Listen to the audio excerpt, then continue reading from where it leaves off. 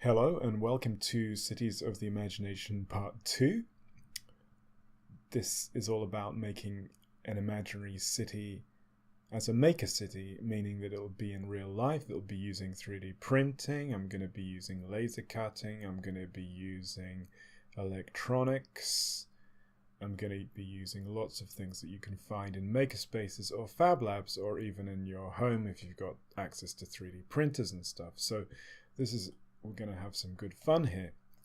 So the last video I did was about the introduction and everything that was going to happen. So now we're going to start now, and this is the brainstorming stage. So before we get into designing something, we're going to start... we are going to design here, but before we start to actually make the shapes and sketch and models, we're going to do some brainstorming to get some ideas. This is a very simple chart I did. It's on my website, on the Cities of Imagination page that I made. And this is coming up with very, very simple, quick ideas about what type of city you could make. For example, I'm going to try not to say because the last video I said loads of times, so bear with me. So, for example, digital virtual city, cyberspace, desert city, flying city, futuristic city, fantasy magic city, floating city, underwater city. You can go on and on. The one that I'm looking into today is I'm trying to follow up an idea in my head for the digital virtual city. As many of you know, I'm making my own science fiction product, universe art thing, and that you can find that on my website, jamesabelart.com/blog, or my landing page, www.3zuni.com. And I want to use this project as well to get some creations for that. So I'm going to go with a digital virtual city because it's what I'm creating is set in the near future on Earth. Let's start. So what I'm going to do is I'm going to get some sticky notes and I'm going to put them on a table. I'm going to give myself a time limit of 10 minutes. And the idea in my head I've got is quick, simple brainstorm, and the idea in my head is a fragmented neon cyberpunk central European city. I want to get a bit away from always doing American cities. I want to go back to Europe. I'll start the brainstorm. I did a time lapse, so it's 10 minutes. I've forgotten how quick the time lapse is, how speeded it up, but it's pretty quick. So I'll just do that now. Enjoy.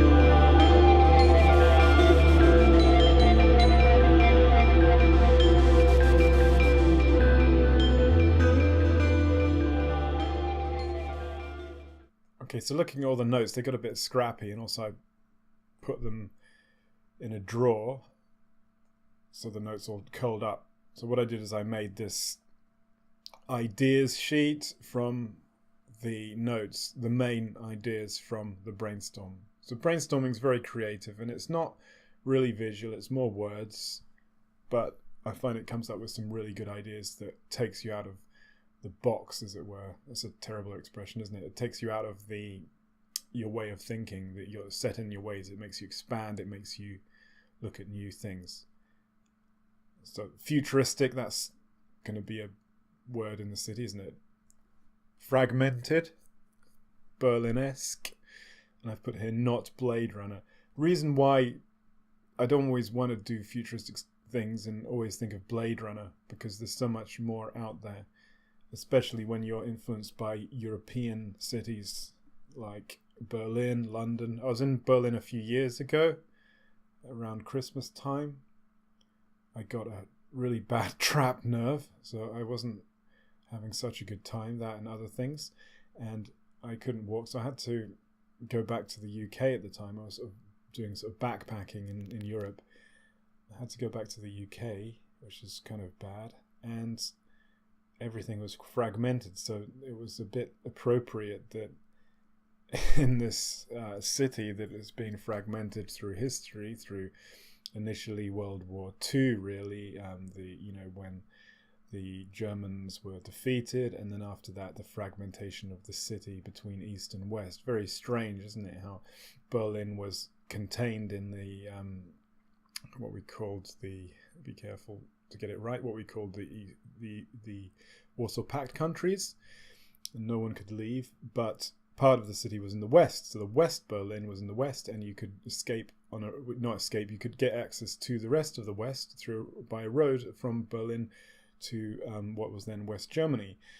Very interesting, very fragmented, very depressing, some of the things in the city. There's a lot of things in Berlin that are kind of tragic. There's bits of the wall that has museum pieces about people trying to escape to the west with babies and they're all shot.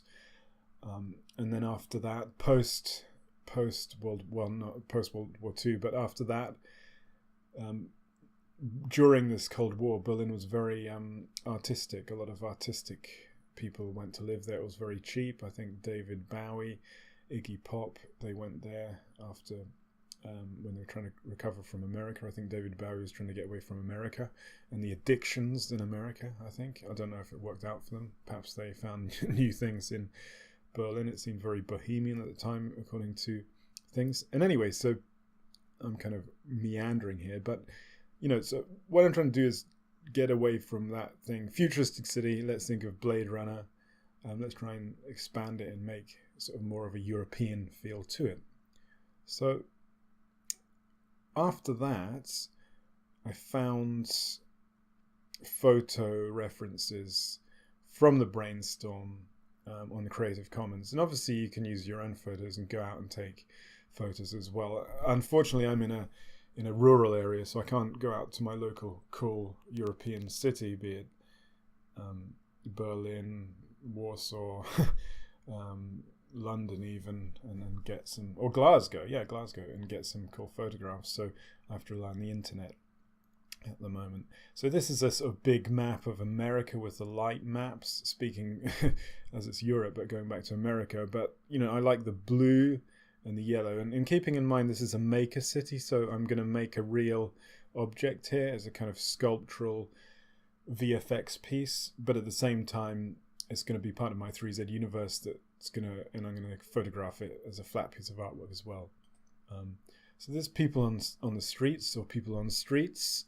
You can't really see it, but there's lots of people walking around. And when you see people walking on streets in different parts of the world, and especially city areas, it's very interesting. You can pick out faces of people. The faces tell stories. So what are people going to be like in the city? That's people make cities. People make Glasgow. That's a good expression, isn't it? So. Which is true, actually, because Glasgow is a great city. If you haven't been, I usually live near Glasgow, 40 minutes on the train. I really like Glasgow. It's very lively. Got lots of music and arts. So anyway, so the people in the city, very interesting and that sort of thing. This is Chicago. So that's the kind of Blade Runner-y American style skyline, which we will have some of it in the design, but I don't want to go too much that way. And then we've got Berlin, which is much different, isn't it? It's more stark. There's less skyscrapers. We've got the big tower, which I should have remembered what it is. It's Alexanderplatz. The tower was actually eastern Berlin. I didn't realize that. When I was there, I thought it was west because it's a very tall, futuristic-looking tower. But the tower to rival that one in West Berlin wasn't very good, actually. I went to see it, and it was a bit smaller. So, you can have kind of stark, lower-lying buildings, more European, sort of winding streets, as opposed to the grid sort of system in not Glasgow, which does have a grid system, by the way, in Chicago. And here's some more bits of Berlin. I should have done my research. I don't know the name of this sculptural thing, but it's pretty cool, isn't it? Pretty cool will do. Let's not get too academic. And moving on. And here's an aerial view of Berlin. Here's the Reichstag. Did I say that correctly? Yeah, Reichstag. And, you can see this road. I don't know if I can't remember, but I think that's part of the history of it being fragmented. I don't know. I can't remember. I don't want to speak through the whole of my head. So, again, it's lower-lying buildings, lots of interesting dynamism with the architectonic. With the architectonic, arrangement of buildings. And here's, I think it's called the Overbahn, is it? Anyways, the trains you get that go over a lot of Berlin. I was in a place when I was in Berlin. I was staying in a place called Kreuzberg. I think that's how you pronounce it, and that was kind of an arty place, a lot of history. I think that's where Iggy Pop hung out, and I think there's a video from the 80s, Depeche Mode, Everything Counts, when Depeche Mode were getting more arty, and there's a film it's worth checking out on YouTube. Anyway, this train, kind of an old-fashioned looking sort of almost 80s, 70s train with nice yellow colours, and then the buildings in the background. So again, it's kind of, I can't really explain, it's just kind of dynamic and strange. This is the Sony Centre in Berlin, so that's almost like an American feeling, a bit like an American city at night, like Toronto or New York or something. But it's worth visiting that. Let's move on. Don't want to stick around with Blade Runner-y stuff. That's the top of it. Very interesting. This is, moving on, this is a piece of circuitry, but again, it gives you that fragmented, windy, machine-like feeling. Let's go on. Neon lights, neon tracer lights on the roads. And cars move fast, and then you set the camera so the exposure makes it look like traces. This building's I think this building's in China. I really haven't done my research, but it doesn't matter because that's not what it's about. It's just getting ideas. It's not academic, is it? And an interesting building, with that light, that morning light, that ozone layer, not the ozone of not the film, the ozone of the city, the pollution with that yellowy, hazy aspect. If you live in a city and you get up early in a sunny day like that, you do get that feeling, sort of thing, and you need to get a coffee usually. So weather balloon, I was thinking of sort of balloons, a bit sort of not quite Zeppelin. I don't want to have Zeppelins, but strange balloons in the air possibly. Again, that's a radio control tower, pretty interesting. Kind of industrial engineering look with an air balloon over it, and very interesting as well. So that could be part of the city's floating structures. Here's a radar thing. It's interesting. Engineering structure again that could be part of the city. Here's some satellites. Again, how will the city get communication? Will it have satellites? Probably not in the future. Probably won't have, I said satellite dishes. Probably won't have satellite dishes in the future. But, my science fiction stuff's kind of retro as well. I'm not trying to predict the future. It's more of a thing about the present. Good science fiction should project what the present's about, and all the problems. Here's some pixel art. I like that. We could have billboards displaying some really nice retro pixel animations. And retro is kind of in at the moment. My art work at the moment, I guess, is retro futuristic, not in a 1950s sense, more of a 70s sense. And with that Ready Player One coming out, I think it's coming out this year in 2018, that's going to be very retro. So I'm not following fashions, it's just something I'm interested in at the moment. I'd like to think I'd be good to lead the fashion, but I'm not. Probably not. So that's Kraftwerk again, German music, really interesting. Checking out German music at the moment. There's early electronic German music, it's very interesting. There's Neu, there's Dusseldorf, that kind of thing, that kind of vibe. the David Bowie album Low, and there's Anne Clark. She did Sleeper in Metropolis. I remember listening to that in Berlin. Very bleak, but good at the same time. This is some buildings actually in Montreal, but it has that European block feeling that I'd like to look into with this maker city. And speaking of which, the outside beyond the city, we could have grasslands, something quite bleak. Grasslands or forest. Berlin has something of the forest about it. I was listening to something the other day, and I can't remember what it was, but it said Berlin had something about the forest about it, which is true. I think it's surrounded by forest mainly, so it's kind of eerie in that sense as well. That kind of summer foresty feeling you get there. Even though I was there in the winter, let's just move on. So part 2C, drawing research. So I'm not lucky enough to be lucky, but I'm not in a city area at the moment, so I'm relying on some old sketches. This is a very, very basic arty sketch when I was in Berlin. This was in Madrid, so this is the FNAC, which is like a place where you can buy records. I like the structures with that. Next one, this is London. This is Liverpool Street Station.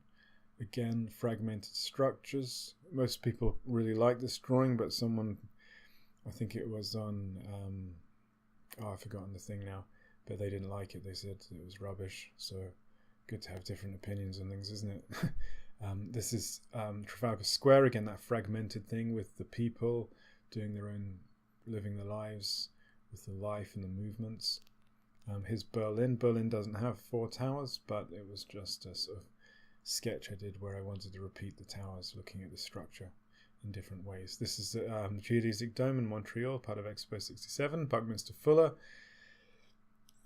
This is a tradigital work I did of New York. Again, the movement, tradigital means mixing traditional drawing with digital, such as 3D print, not 3D print, got that in my mind, 3D graphics. And, you've got the movement and the colours. So I'd like to have kind of quite bright colours with the city, kind of melancholy, but with lots of movement. In a way that's not really like Times Square, is it? It's more like somewhere like Berlin. It's my European influence. Looking at America in a European way. Cities of the Imagination Part 2D, Problems and Solutions. So once we've gone through, or when I've gone through this, because this is my city, but you can look at it, do your city as well using this. So Problems and Solutions is a really good way to look at things and get your designs working really well. Because with all great imaginary concept design, if you look at things from the 10-20 years ago, he's still alive, he's still doing stuff. People like Sid Mead, the people that worked on things like Alien and Blade Runner, they were trained industrial designers, so their imaginary futuristic works are very believable. And I think that, be a bit controversial here, a lot of stuff on, say, ArtStation is not that believable, and the aesthetic, the way it looks, doesn't look right. Even though a lot of it's very popular, it's like regurgitations. So if you agree or you have a problem with that view, please let me know. I like a good discussion. But if you look at stuff from a long time ago, they're really looking into how things work. I mean, there's a lot of stuff on ArtStation and things like that, don't get me wrong, that is in this vein of people like Sid Mead, and the designers really know what they're doing. But a lot of it just makes me want to be sick, really. It's controversial. So this is again going back to what I did before, the futuristic fragmented, the notes I made from the sticky note jam, and then moving on to that, we've got Problems and Solutions. So, and I put up here to remind what I'm doing: fragmented neon city. I should have put Central European. So we've got Problems and Solutions. You don't need to get too fanatical about this. I've only chosen 4 things. And what I found, this really makes the cities, it brings them together. And as I said, it brings them together and adds realism. It also gives you more ideas for what you're making. And I do this workshop with all ranges from children to adults. If you're interested in me doing a imaginary city workshop, get in touch as well. I always love giving these workshops. It's kind of my thing that I've developed over years of doing this. And anyway, so I find that people doing the cities thing, the problems and solution things, is really good, and it gives people that extra level to get their cities looking kind of believable and more interesting. So the first one I've written, fragmentation, dark histories. So this city, like Berlin, could be fragmented. Perhaps it's after a nuclear bomb or a terrorist attack. In the 3Z universe that I'm doing, there's some sort of an apocalypse that's happened, and the story gradually is unfolding.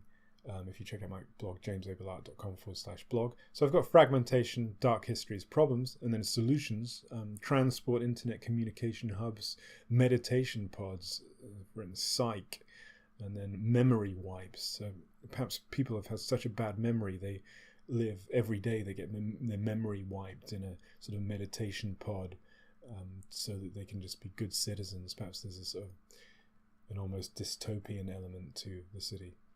Again, I've got, I don't know, something about January perhaps, but feeling oppressed. I've got control advertising, so advertising telling people what to do, so choose life, or advertising saying, buy this product, you'll be really happy. And so I've got the solutions to that. Characters in the city can ignore or scorn. So perhaps a lot of the characters are kind of scornful of this advertising and rebellious. Perhaps they're forming groups to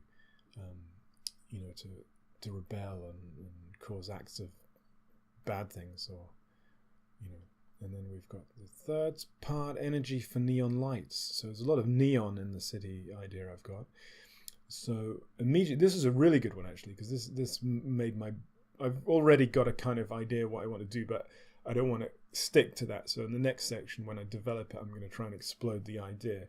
And that's what you do when you're developing things. And that's what art college is all about, always trying to push what you're doing further. So energy for neon lights. So we've got solar, wind turbines, and we've got smoky turbines, turbines giving off pollution to add to that kind of darkness. So I've got ideas of, sort of particular structures scattered in a sort of city, but you'll see about that when I start designing. But solar, wind turbines could be attached to the big buildings, these sort of tall skyscrapers. Sort of like outside, perhaps they have round turbine type wind turbines that would look really cool and make a really weird noise as well. And that noise could be replicated in using electronics like an Arduino, and with a speaker to play the sound that it makes. Too much text, so that's a problem.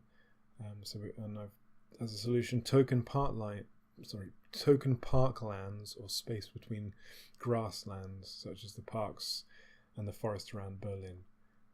And it could be even let to be overgrown, so it could have been an initial idea to make it like all ordered and neat, and perhaps people have just given up and gone into VR and is all overgrowing and encroaching on the neon city. If you've been to Madrid, the big park, I've forgotten the name of it. That's terrible. There's a big park in Madrid, and it stretches all the way out to the northwest. I mean, almost there's no city. It's almost the countryside when you go in the center of Madrid. Anyway, I can't remember it. And that's a park, and that could easily get overgrown if people didn't take care of it. And it's quite wild as well. It's an amazing park, one of the best parks I think I've ever been in the center of a city. So go there if you're in Madrid, especially in the summer. It's lovely. You get pine needle smells and things anyway. So we've got the problems and solutions. So that's really, so let's take it back to what we did in this video. So thanks for bearing with me. The next video is going to have a lot more movement and video and me drawing and making things, but these slides are important as well for the idea. So basically we've got part 2, what I did, brainstorming, so coming up with lots of ideas and honing it down. Photo research, so activating the brain from the brainstorming to give me some visual ideas. C, drawing research. So in this case, I found some old drawings that I've done over the years of my urban sketches to give me some ideas of what I want to do. And if you are in a place that your city the city idea is like where you are or similar, go out and draw where you are, because this will, believe me, this will really give you really more ideas. So it's all about pushing your ideas beyond something that's just going to look like a generic futuristic city, because that's where the magic is. It may not be amazingly popular if you do something that's a bit different, but at least you'll know you're pushing it beyond the generic futuristic city thing, the cliche, the sci-fi Blade Runner city. And D, problems and solutions. So we did problems and solutions as well, coming up with things that might be a problem in the city and how to solve that, and then that's adding to the overall design of the city when we design it. So thanks, that's the end of this video, and now we've done the introduction, we've got the ideas, it's like everything's primed, like the catapult is primed, it's ready to fire, and I really look forward to starting designing this process actually. And remember to check out the universe, the science fiction universe that I'm designing, 3zuni.com landing page, and if you sign up you can get a free 3D model, a trading card, a picture, and you'll get all my newsletters, usually about every month or a bit less than a month, with new art and a micro story every newsletter. And I make these with 3D printing, CGI, traditional drawings, a whole range of media as well. So that's it. So thanks very much, and remember to tune in to the next video, or if it's been made, go to the link. If you're listening to this later, go to the link, and thanks very much. And remember, these videos are freemium, so they're free, but if you want to donate, if you feel this adds value to what you're making, your ideas, feel free to donate with PayPal me, Bitcoin, and a whole range of other options. So thanks very much, and let's get this made. I'm excited now. Bye for now. Comments and questions, welcome as well. Bye.